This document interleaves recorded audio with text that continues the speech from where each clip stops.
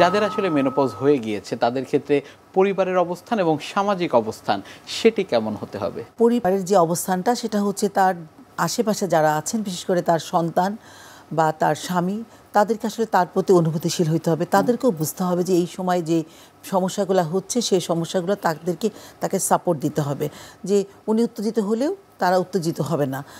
এবং তার যে খাবার দাবার, যেটা তিনি যে খাবারগুলো তার এই মুহূর্তে দরকার, সে একটু ধরেন দুধ যদি খেতে পারে সেটা তার জন্য একটু ভালো, একটু সেই ক্যালসিয়াম তিনি খাবেন মাঝে মাঝে। সুতরাং সেই জিনিসগুলা সব মাই তো আর আপনি জিনিসগুলো নিজে থেকে আনতে পারেন না বা সে এগুলাকে ব্যবস্থা করতে পারে না। সেই ক্ষেত্রে তার সন্তান বা তার স্বামী তিনি যাতে প্রতিদিন তিনি দুধ খান, প্রতিদিন যাতে তার ক্যালসিয়াম যেই পরিমাণ খাবার কথা সেটা তিনি যাতে নিতে পারেন, তিনি যাতে একটু ঠান্ডা পরিবেশে থাকতে পারেন, তার জন্য একটি কমফোর্টেবল পরিবেশ তৈরি করতে হবে। এটা আসলে খুবই জরুরি। এবং পরিবার যখন তাকে কমফোর্ট দিবে, তখন এইভাবে করে প্রতিটা পরিবার যখন তার মাকে, তার খালাকে, তার শাশুড়িকে কমফোর্ট দিবে, তখন সেটাই তো আসলে সামাজিক কমফোর্ট তৈরি করবে। জি, অনেক ধন্যবাদ আপনাকে আমাদের আজকের এই অনুষ্ঠানে আসবার জন্য। আপনাকেও ধন্যবাদ এবং দর্শকদেরও ধন্যবাদ আমার কথাগুলো শোনার জন্য। প্রিয় দর্শক, এতক্ষণ দেখছিলেন স্বাস্থ্য প্রতিদিন। কথা হচ্ছিল খুব গুরুত্বপূর্ণ একটি বিষয়, মেনোপজ নিয়ে। আশা করি আমাদের এই গুরুত্বপূর্ণ তথ্যগুলো আপনাদের অনেক বেশি উপকারে আসবে। অনুষ্ঠানের পর্যায়ে দেখে নেব কি থাকছে আগামী পর্বে স্বাস্থ্য প্রতিদিন অনুষ্ঠানে। যে কাপল বা দম্পতি যদি টানা 1 বছর একসাথে থেকে বেবির জন্য চেষ্টা করার পরেও প্রেগনেন্সি না হয়, তবেই আমরা এটিকে বন্ধ্যাত্ব বলি। আচ্ছা, তবে এটা কারো কারো ক্ষেত্রে একটু সময়টা 1 বছরের জায়গায় একটু শর্ট হয়ে আসে। যেমন কারো যদি বয়সটা বেশি হয়, 30-এর উপর হয়, অথবা হয়তো বিয়ের 5 বছরের বেশি হয়ে গেছে, তো অথবা হাজব্যান্ড বিদেশে থাকে, সেসব ক্ষেত্রে আমরা এটা 6 মাসে নিয়ে আসি। বিশ্বের যে কোনো প্রান্ত থেকে যে কোনো সময় আপনাদের পছন্দের অনুষ্ঠান স্বাস্থ্য প্রতিদিন দেখতে ভিজিট করুন আমাদের পূর্ণাঙ্গ ওয়েব পোর্টাল www.ntvbd.com এ। এছাড়া এনটিভি সব জনপ্রিয় অনুষ্ঠান ও খবরের আপডেট পেতে ভিজিট করুন আমাদের ইউটিউব চ্যানেল ও ভেরিফাইড ফেসবুক পেজে। আজ এখানেই শেষ করছি, আগামীতে আবারও দেখা হবে। সে পর্যন্ত আপনারা সবাই ভালো থাকুন, সুস্থ থাকুন। স্কিন বা ত্বক আমাদের শরীরের সবচেয়ে বড় একটি অঙ্গ। এটি যদি যত্ন নেওয়া না যায় তাহলে আপনি অনেক অসুবিধার একটা কারণ হয়ে দাঁড়াবে। অনেক সময় আমরা স্কিন কেয়ারটাকে অত বেশি গুরুত্ব দেই না, বাট এই ত্বক যদি সুস্থ না থাকে তার মানে আপনি কিন্তু অনেকটাই ভেতর থেকে অসুস্থ। ত্বকের নানান কমপ্লিকেশন দেখতে যেরকম ভালো লাগে না, ঠিক সেরকম আপনি অসুস্থতার একটা বড় লেয়ারে যাওয়ার পরেই স্কিনের এই অসুবিধাগুলো হতে থাকে।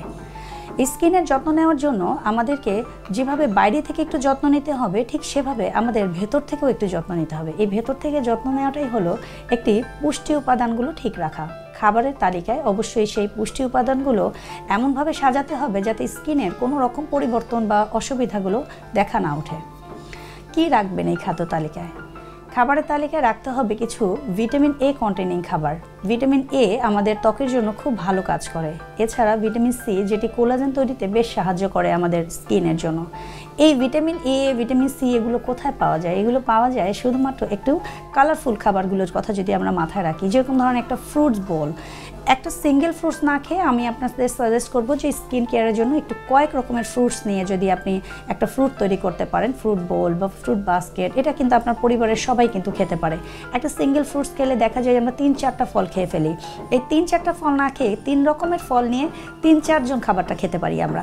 এভাবে যদি আমরা একটু ব্যালেন্স করে খাই তাহলে কিন্তু পরিবারের সবারই ত্বকের যত্ন নেওয়ার জন্য এটি প্রথম একটা ভালো স্টেপ।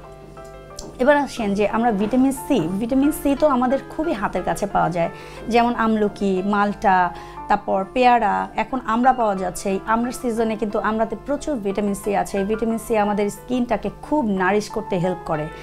সবচেয়ে জরুরি বিষয় হলো স্কিনের জন্য সবচেয়ে বেশি জরুরি সেটা হলো ওয়াটার। যদি ডিহাইড্রেটেড স্কিন থাকে তাহলে আপনার অন্যান্য কমপ্লিকেশন কিন্তু কোনোভাবেই কারেকশন হবে না। সবার আগে আপনাকে পানিটা ঠিক রাখতে হবে। পর্যাপ্ত পরিমাণে যারা পানি খায় তাদের স্কিন সবসময় থাকে উজ্জ্বল, সবসময় থাকে নারিশড, এবং যে আপনি পুষ্টি উপাদান গ্রহণ করছেন সেটিও বডিতে প্রপার ওয়েতে কাজ করার জন্য পানিটাই কিন্তু সবার আগে জরুরি। এছাড়া খাবারের তালিকায় কিছু ভিটামিন ই কন্টেনিং খাবারও রাখতে হবে। সেক্ষেত্রে আপনি খাদ্য তালিকায় রাখতে পারেন নাটস, যেমন আপনি সকালে একটু ভেজানো নাটস খেতে পারেন, সেটা যদি কাঠবাদাম হয় আরও ভালো। 3-4টা কাঠবাদামও যদি হয় একটু পানিতে রাতে ভিজিয়ে রাখলে পুরো খোসা সহই খেয়ে ফেলতে পারেন। অথবা অনেকে খোসাটা পছন্দ করে না, ফেলে দিয়েও খেতে পারেন। তবে যত খোসাটা নিয়ে খাবেন ভিটামিন বি কমপ্লেক্স, ফাইবার এগুলো পেয়ে যাবেন। তার সাথে পাচ্ছেন প্রোটিন, ভিটামিন ই, যেগুলো সবগুলোই আপনার পুষ্টির এই প্রতিটা পুষ্টি আপনার স্কিনের জন্য কিন্তু খুব ভালো কাজ করে থাকে।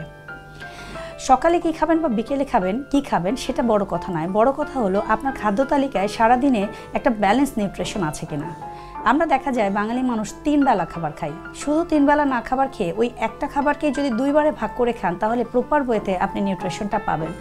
পুরো খাবারের সাথে ধরুন সকালেই আপনি একটা ফল না খেয়ে ওই ফলটা আপনি একটা মধ্য সকালে খান, লাইক 11:30 12টায় ওরকম একটা খাবার, সিঙ্গারা না খেয়ে আপনি একটা ফ্রুটস খেতে পারেন। এই ট্রান্স ফ্যাটগুলো আমাদের শরীরে এবং ত্বকের জন্য সবসময় আনহেলদি। ব্রাইট স্কিনটাকেও নষ্ট করে, অ্যাকনি তৈরি করে, আমাদের স্কিনের যে কোষগুলো আছে সেগুলোর জন্য কোনো ভালো কাজই করে না।